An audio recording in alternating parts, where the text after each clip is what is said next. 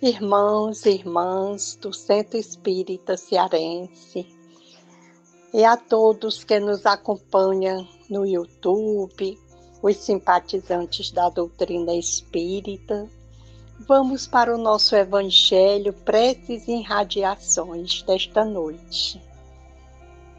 A bondade divina brilha em toda parte, entretanto não se sabe de lugar algum que mantenha salário sem trabalho. E o trabalho edificante, seja qual for, exige fidelidade e esforço, aplicação e obediência.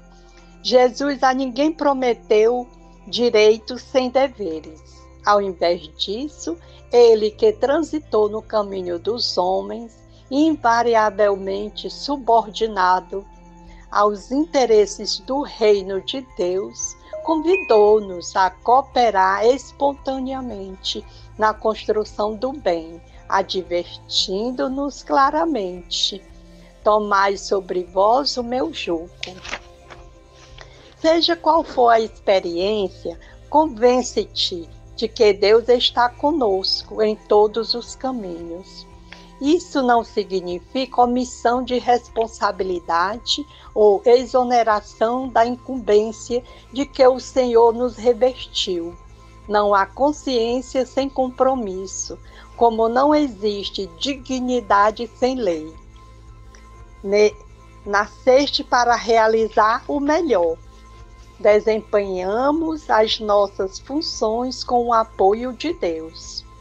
Se o conhecimento exato da onipresença divina ainda não te acode à mente necessitada de fé, pensa no infinito das bênçãos que te envolvem, sem que desempenhas mínimo esforço. Não contrataste engenheiros para a garantia do sol que te sustenta, e nem assalariaste empregados para a escavação de minas de oxigênio na atmosfera, a fim de que se renove o ar que respira. Reflete por um momento só nas riquezas ilimitadas ao teu dispor, nos reservatórios da natureza, e compreenderás que ninguém vive só. Confia, segue, trabalha e constrói para o bem. E guarda a certeza de que, para alcançar a felicidade, se fazes teu dever, Deus faz o resto. Emmanuel, boa noite. Evangelho segundo o Espiritismo, capítulo 12, item 6.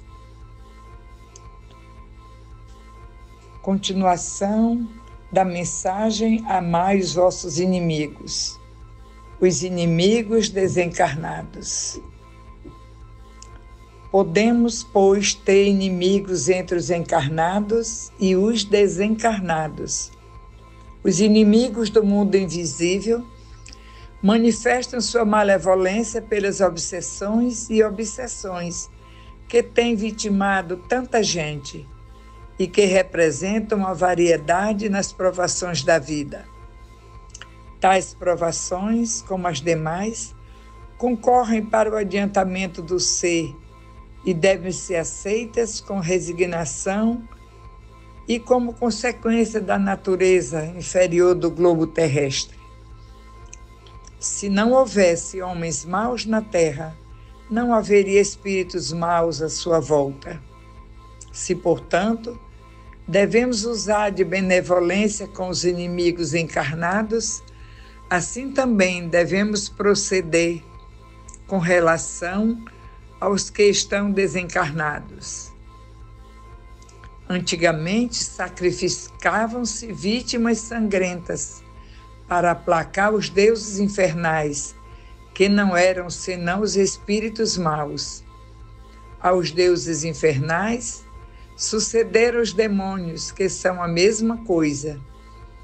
O Espiritismo vem provar que esses demônios nada mais são do que as almas dos homens perversos, que ainda não se despojaram dos instintos materiais. que ninguém consegue aplacá-los, a não ser pelo sacrifício do seu ódio, isto é, pela caridade. Que a caridade não tem por efeito unicamente impedi-los de praticar o mal, e sim o de reconduzir ao caminho do bem, contribuindo para a salvação deles.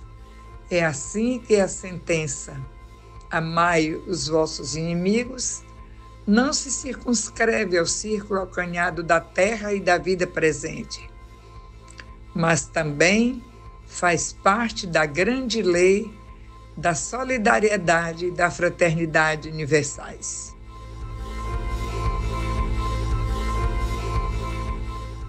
Boa noite a todos. Que a paz de Cristo esteja sempre com todos nós.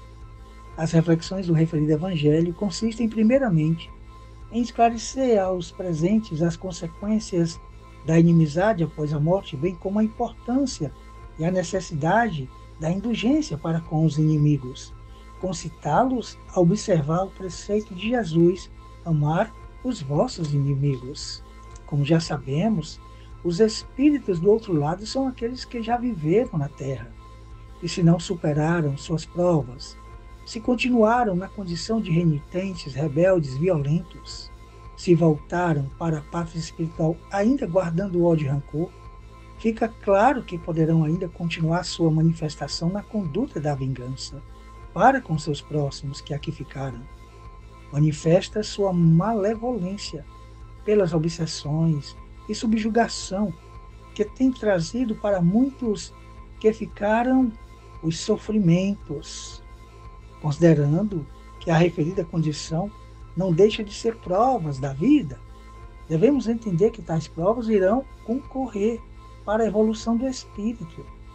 Se aceitas com resignação, com paciência, é claro que nos referimos aos encarnados, com a disciplina em procurar se melhorar, poderão se desvencilhar das investidas desses irmãos, ainda desavisados e movidos pelo pensamento da vingança.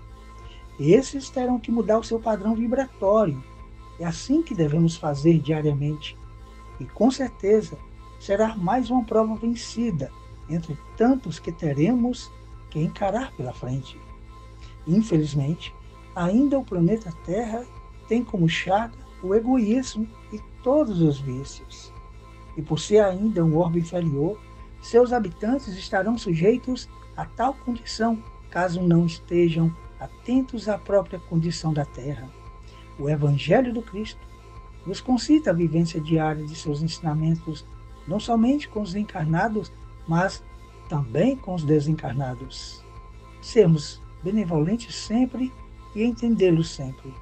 Orar por eles e envolvê-los em energias de amor e caridade. É preciso que estejamos sempre na ação da oração, da vigilância. Mas como? No trabalho constante do bem para o bem pelo bem. Amigos, a manifestação dos inimigos desencarnados atuam diretamente em nossas mentes. Aproveita de nossas fragilidades, nossas próprias imperfeições, favorecendo assim a própria instalação da obsessão e subjugação. Não esqueçamos que a obsessão e subjugação é decorrente do desejo de uma vingança, cujo motivo se encontra de vidas passadas.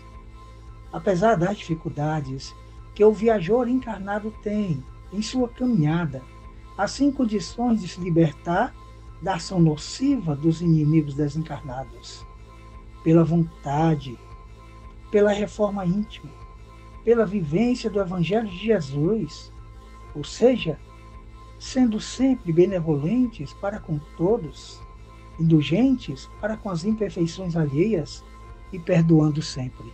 Sigamos com Jesus. Muita paz. Vamos agora agradecer por todas as bênçãos recebidas, pelas preces, pela explanação do nosso Evangelho, e vamos para a fluidificação da água. Segundo os mensageiros da espiritualidade maior, nós, as criaturas terrestres, de todas as idades, superaremos as crises atuais e dizem que as transformações aflitivas do mundo moderno se verificam para o bem geral.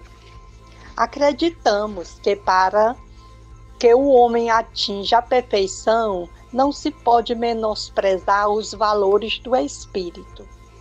Todos estamos formulando os votos aos poderes divinos que governam o mundo e a humanidade, para que o homem se volte para dentro de si mesmo, a fim de que nós todos, dentro dessa interiorização, venhamos a compreender que sem os valores da alma não podemos avançar muito, tão só com os valores físicos que são praticamente transitórios.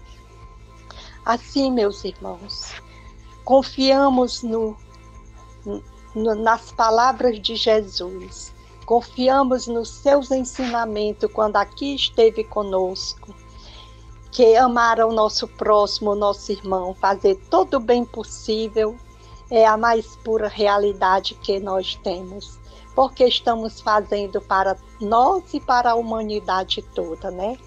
E pedimos também a fluidificação de todas as águas, que Ele possa derramar chuva de bênçãos, de luz, de fé, de esperança, de saúde, para todos nós, para o mundo todo. Que assim seja.